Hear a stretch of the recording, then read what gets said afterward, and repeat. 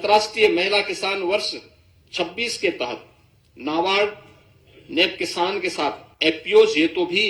एक revolving fund की व्यवस्था, यानी जो एफपीओ संचालित करते हैं उन एफपीओ के लिए भी उन्हें अतिरिक्त सुविधा और उसको फैसिलिटेट किया जा सके, इस दिशा से भी सरकार ने बजट में घोषणा की है। गन्ना के साथ ही तिलहनी और दलहनी अंतः फसली खेती, यानी अब तक होता क्या, हम एक फसल लेते थे एक समय में, गन्ना के साथ कोई दूसरी फसल नहीं ले पाते थे। इसके साथ भी उस दलहनी और तिलहनी फसलों को बोया जा सकता है, दोनों का लाभ होगा। लेकिन इससे पहले कुछ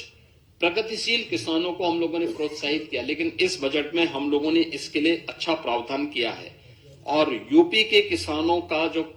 प्रोडक्ट है वह एक्सपोर्ट हो सके, इसके लिए एग्री एक्सपोर्ट हब्स के रूप में हम लोगों ने नोएडा इंटरनेशनल एयरपोर्ट को विकसित करने की कार्रवाई आगे की है। इसमें उत्तर प्रदेश में कृषि और बागवानी उत्पादों की जो क्वालिटी है और उसका प्रोडक्शन है, इस दिशा में भी सरकार ने इस बजट में उसका प्रावधान किया है। वर्ल्ड बैंक के साथ हम लोग मिलकर के UP agrees platform, UP agrees के कार्यक्रम को आगे बढ़ा रहे हैं। हम लोगों ने इसके विस्तार की व्यवस्था भी की है और उसको एआई टूल्स के साथ जोड़ने की, यानी आर्टिफिशियल इंटेलिजेंस का उपयोग यहां पे कैसे हम कर सकते हैं, इसके बारे में भी एक बड़ी घोषणा इसमें की गई है। विश्व की सबसे बड़ी अन्न भंडारण योजना,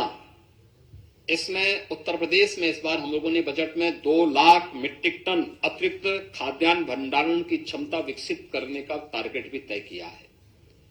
यानी स्टॉक, यहां पे प्रदेश के अंदर वेयर हाउसिंग का निर्माण हो, बड़े बड़े गोदाम बने,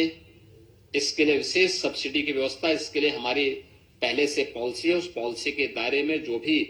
निवेश करना चाहेगा उसको हम प्रोत्साहित करेंगे और ये इस भी स्कीम हम लोगों ने दी है। इसके अलावा पशुओं को बीमा सुरक्षा देने के उद्देश्य से मुख्यमंत्री जोखिम प्रबंधन और पशुधन बीमा योजना में भी हम लोगों ने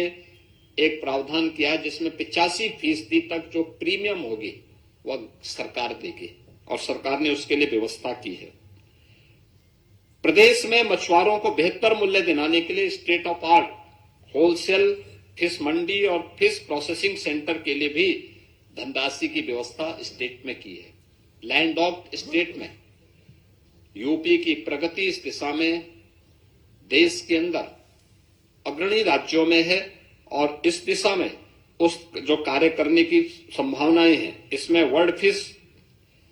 फिशरीज प्रोजेक्ट सेंटर की स्थापना का भी एक बड़े कार्यक्रम को हम आगे बढ़ा रहे हैं, जिसको एक सेंटर ऑफ एक्सीलेंस के रूप में विकसित करने की कार्रवाई को भी व्यवस्था की है। 4 चीनी मिलों की क्षमता संवर्धन के प्रावधान को, जिसमें छाता मथुरा के अश्वनी और logistic hub wearing house complex हेतु भी धनराशि का प्रावधान किया है और अन्य चीनी मिलों में भी इसकी व्यवस्था के प्रावधान किए गए हैं। मित्रों, बजट में अलग अलग विभागों के लिए सभी बजट प्रावधान में काफी वृद्धि की गई है। खासतौर पर जो बजट के प्रावधान हुए हैं, इसमें हमारा अवस्थापना और औद्योगिक विकास के लिए भी इसमें काफी वृद्धि हुई है। आगरा लखनऊ से हरदोई फर्रुखाबाद गंगा एक्सप्रेस वे की कनेक्टिविटी के लिए धनराशि की व्यवस्था की गई है। गंगा एक्सप्रेस वे से प्रयागराज, मिर्जापुर, वाराणसी, चंदौली, सोनभद्र तक यानी शक्तिनगर तक इसके विस्तार की का घोषणा हुई है। गंगा एक्सप्रेस वे को मेरठ, हरिद्वार तक ले जाने के लिए भी बजट में घोषणा की गई है और पूर्वांचल लिंक एक्सप्रेस वे को यानी सोनभद्र के शक्तिनगर तक, चंदौली, गाजीपुर तक ले जाने के कार्यक्रम को भी हम लोगों ने आगे बढ़ाया है। यूपी बायोफ्यूल प्लास्टिक केंद्र को भी विकसित करने की कार्रवाई को हम लोगों ने आगे बढ़ाया है और एफडीआई फॉर्च्यून 500 के अंतर्गत जो आने वाली जो कंपनियां एफडीआई के लिए आने वाली कंपनियों के लिए भी विशेष प्रावधान हम लोगों ने इस बजट में उसकी घोषणा भी की है। इसके साथ ही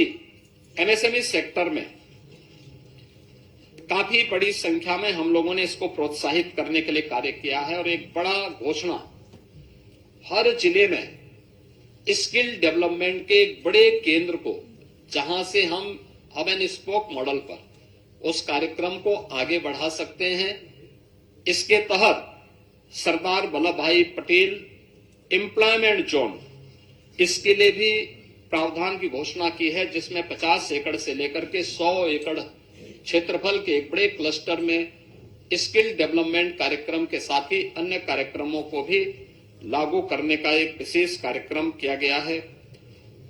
वन डिस्ट्रिक्ट वन कुजीन योजना के अंतर्गत भी स्थानीय खाद्य पदार्थों की ब्रांडिंग की जा सके, इसको प्रोत्साहित करने का भी प्रावधान इस बजट में किया गया है और उनके लिए विशेष प्रावधान किया गया है। उत्तर प्रदेश के युवाओं के लिए उन्हें डिजिटली सक्षम बनाने के लिए हम लोगों ने स्वामी विवेकानंद युवा सशक्तिकरण योजना के अंतर्गत जो चालू वर्ष में उनके लिए टैबलेट या स्मार्टफोन वितरण के कार्यक्रम के लिए धनराशि की व्यवस्था भी इस बजट में की है। और इसके साथ ही एमएसएमई सेक्टर में खासतौर पर जो पुराने कंबल कारखाने थे, उन कंबल कारखानों को आधुनिकीकरण करने की दिशा में, क्योंकि हर वर्ष हम लोगों को, गरीबों को कंबल वितरण करने के लिए अतिरिक्त प्रावधान करने पड़ते हैं, उसके लिए भी हम लोगों ने इस बजट में इसका प्रस्ताव किया है। आईटी एंड इलेक्ट्रॉनिक सेक्टर के लिए विशेष, जिसमें उत्तर प्रदेश एआई मिशन की व्यवस्था, AI centre of excellence, India AI data labs की स्थापना, साइबर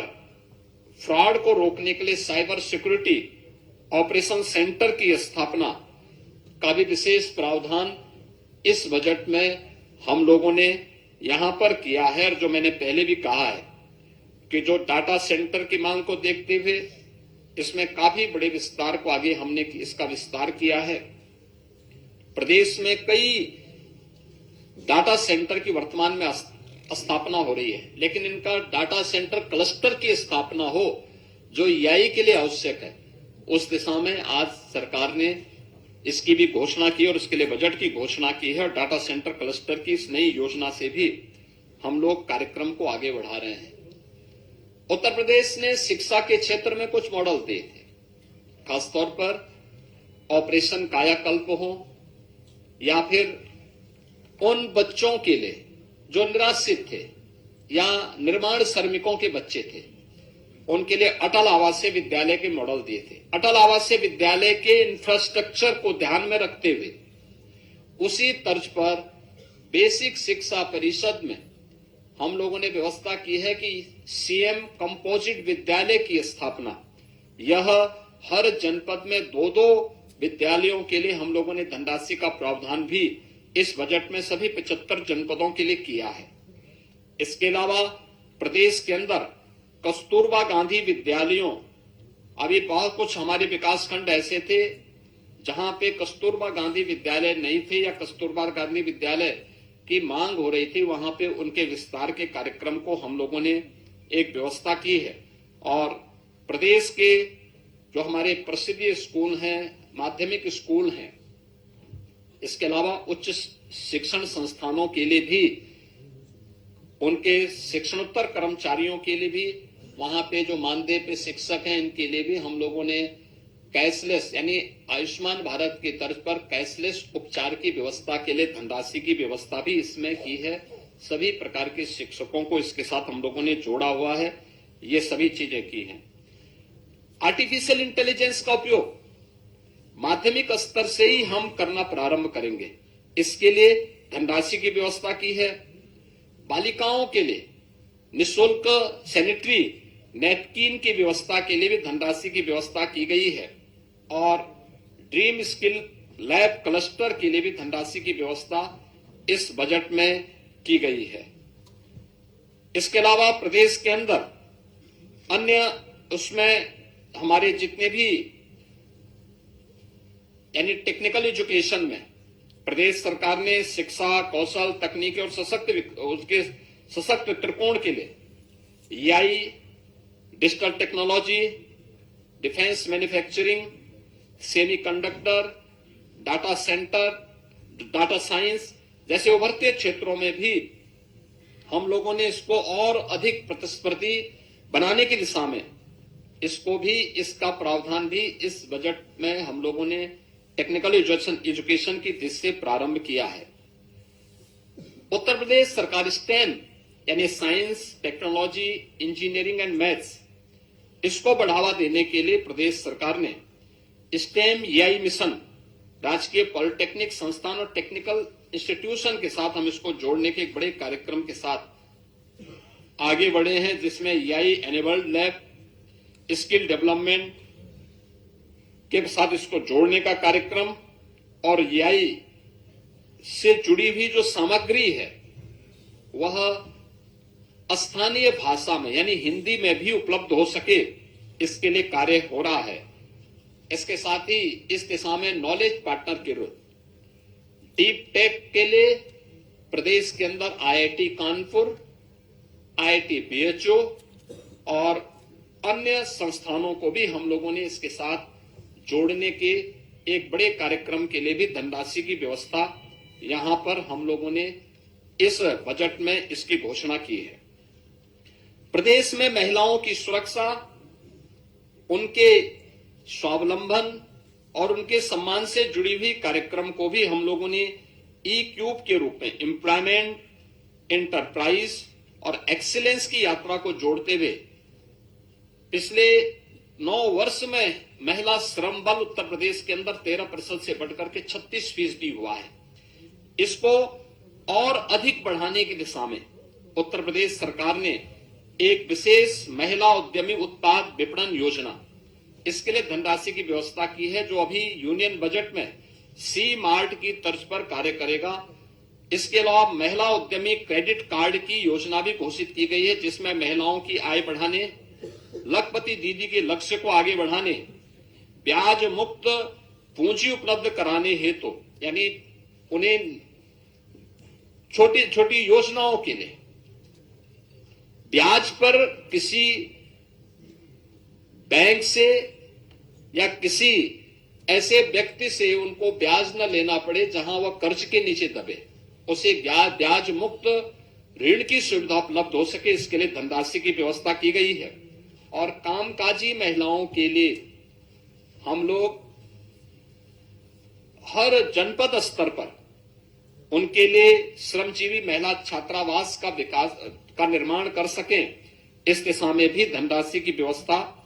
की गई है। युवाओं के लिए एक अन्य प्रावधान इस बजट में किया गया है जो अत्यंत महत्वपूर्ण है, और वह है वन कमिश्नरी, one divisional headquarter, one sports college, यानी 18 कमिश्नरी हेडक्वार्टर हैं उत्तर प्रदेश के अंदर। हर एक में एक स्पोर्ट्स कॉलेज भी होगा। उत्तर प्रदेश सरकार पहले से ही हॉकी के जादूगर मेजर ध्यानचंद जी के नाम पर हम लोग मेरठ में स्पोर्ट्स यूनिवर्सिटी का निर्माण कर रहे हैं, जो अप्रैल मई तक बनकर के तैयार हो जाएगा। उसमें सत्र प्रारंभ हो चुके हैं।